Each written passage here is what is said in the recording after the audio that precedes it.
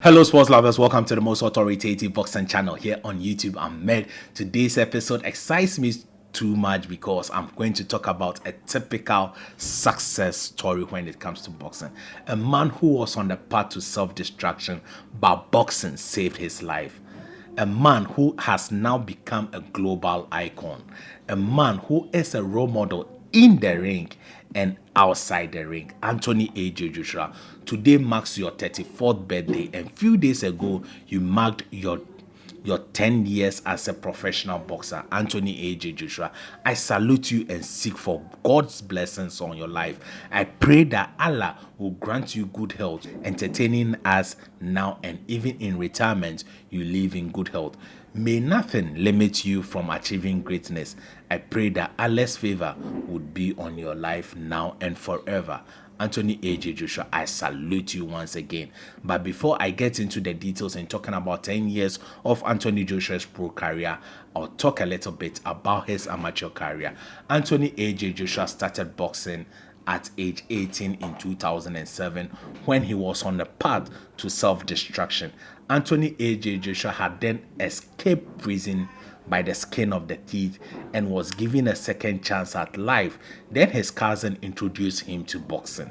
When his cousin introduced him to boxing, if someone or a prophet has told us that Anthony A.J. Joshua would win area gold medal, become a silver champion at the amateur world championship, Olympic gold medalist, a world champion by 16, 17 fights, a unified world champion, a two-time heavyweight champion of the world, we all would have doubted it. But today, Anthony A.J. Joshua has achieved all that.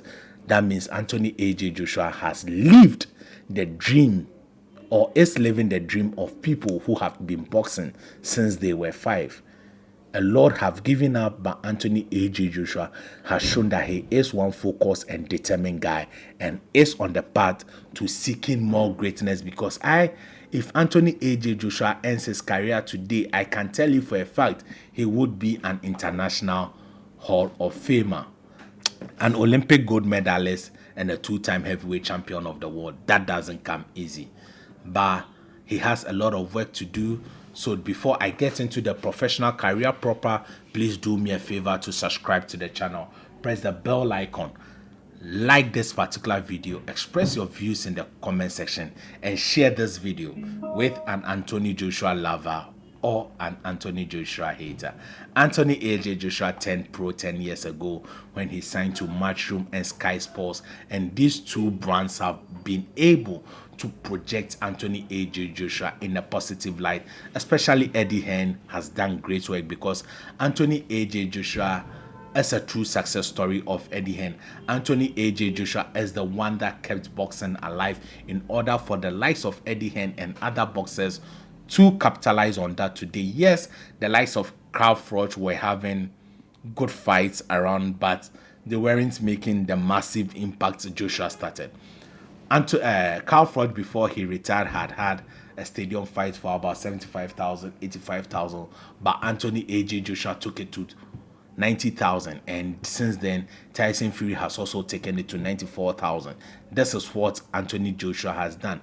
Anthony A.J. Joshua's first prominent fight was with Dillian the Body Snatcher White. Dillian the Body Snatcher White had beaten Anthony Joshua at the amateur level, and they were now facing each other at the pro level. Anthony A.J. Joshua managed to stop Dillian the Body Snatcher White in the 7th round via a knockout. That was a powerful uppercut delivered by Anthony Joshua. It was a very good fight by all standards. The animosity was there, the hatred was there, the passion was there. They were young, they were brash, so they put all on the line for such an entertaining fight. After that, Anthony A.J. Joshua faced Prince Charles Martin, who was then the IBF champion, for his championship belts, and Anthony A.J. Joshua then became a world champion. He defended his belt against the likes of Eric Melina and Dominic Brazil, then went on to unify against no other person than the longest seven heavyweight champion in recent times, that is Vladimir Klitschko. At the Wembley Sports Stadium, 90,000 people. He overcame adversity in that particular fight, a fight in which his energy level has started dipping, a fight in which he has started losing, and a lot of people were saying, Abi, I told you this guy was a fluke, only for Anthony AJ Joshua to overturn things in the 11th round, knock out Vladimir Klitschko and become a unified heavyweight champion. That was when he won the vacant WBA champion that was supposed to be competed by Vladimir Klitschko and Tyson the JC King Fury, but Tyson the JC King Fury was then out of boxing for obvious reasons. Then Anthony Joshua faced the likes of Eric Melina, unified against Joseph Parker. That was the first fight Anthony Joshua went 12 rounds, all with Rob McCracken. Then fast forward to when he was making his pro debut in the United States, he was then chosen to face Big Baby Miller, but Big Baby Miller put up a shameful performance, failing numerous drug tests, and was withdrawn for the fight. Then Andy the Destroyer Ruiz took up the mantle, beat Anthony AJ Joshua, stopping him in the 7th round at the Madison Square Garden. But one thing Anthony Joshua did not do, he did not give up. He and his team went to the room, adjusted, and came back and beat Andy Ruiz in Saudi Arabia. After the Saudi Arabia win, in which you would have critics like myself say it was a timid performance, I think, and it was a very clinical boxing performance, I think Anthony Joshua should have knocked out Andy Ruiz in the later rounds. And since then, Anthony Joshua's confidence has dipped a little bit. He has realized that he's no longer invincible and has now adjusted his style after he regained the title, and that manifested when he faced his his IBF mandatory, as at that time in the person of Kubrat Pulev. He and Kubrat Pulev went, I think, 8 or 10 rounds. Anthony AJ Joshua could have finished him off earlier, but Anthony Joshua had the patience to wait till Kubrat Pulev was all seasoned, was all cooked up. Then he finished him off in the 8th or 10th round. Then the WBO mandatory was called, and Alexander the Cat Usyk was called to action. As at that time, Alexander the Cat Usyk was moving from the cruiserweight division to the heavyweight division. He had only had 2 fights at the heavyweight division, and that first fight was with Whittaker, and the second fight was with Chisoro, all in which he did not look too good. The Whittaker fight, Whittaker was called on a 2 days notice, so he wasn't in good shape when he fought Alexander Usyk. Then Derek Chisoro, it was a very good fight. Usyk did not look too good in that particular fight. Hence, Anthony AJ Joshua and his team accepted the challenge and fought him at the Tottenham Hotspur Stadium. At the Tottenham Hotspur Stadium, it was a very, very good fight. Alexander Usyk took Anthony AJ Joshua to another class of boxing. Then Anthony Joshua got rid of his team, brought in Robert Garcia to help him out. In the second fight, he did much better, but still fell short of glory. The outburst of Anthony AJ Joshua was not good, but he is only human. He was frustrated. A guy who has started boxing late had all this pressure on him. He burst out his feeling.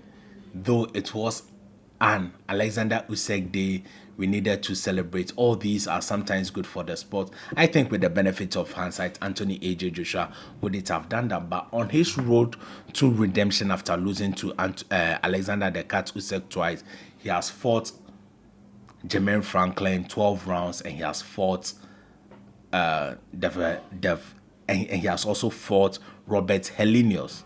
Robert Helenius has proven to have popped dirty after the fight with Anthony Joshua, but we all heard rumor that the fight with Deontay the Bronze Bomber Wilder was going to happen in December, only for Skill Challenge to pull out of the fight. I would advise Eddie Hearn and his team that they should go ahead and make the fight with Wilder in Vegas, because it will still make a lot of money. In the UK, you would have a lot of people attend the fight, but I don't think you can make enough money because at UK the gate charges are lower than in Vegas. So they can go to Vegas, organize the fights like the traditional way, not waiting for someone to bring money before they generate their own money, organize the fight, and share their profits and losses. I think that if they do that, Anthony Joshua versus Deontay Wilder is going to sell massively. Anthony Joshua versus Deontay Wilder can easily do over 1.2 pay-per-view buys if it's really marketed well. So I think that it is never too late for Anthony AJ Joshua to face Deontay the Bronze Bomber Wilder. Anthony AJ Joshua and Wilder have been in negotiation since 2015 and it is not good. Anthony AJ Joshua was also in negotiation with Tyson the Jessica Fury. All those fell apart.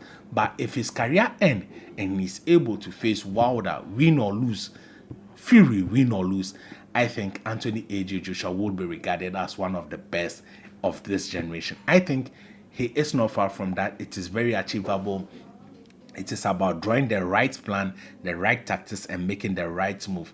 These days, I don't trust the moves of Eddie Hearn, but I think that with a solid management team around him, with the likes of KD, etc., I think they can take a good decision in order to project Anthony Joshua or position him to become a 3-time heavyweight champion of the world. I think Anthony AJ Joshua so far in his career, I'll rate it a 7/10 performance for Anthony Joshua per where he has come from 18 years before he started boxing, winning Olympic gold medalists, winning world championship, unifying, losing the belts, winning them again. I think Anthony Joshua is a true boxing success story and I rate him a 7/10 performance. This is my take on Anthony Joshua. If you don't agree with me, rate Anthony Joshua in the comment section. Let me know. Thank you for watching.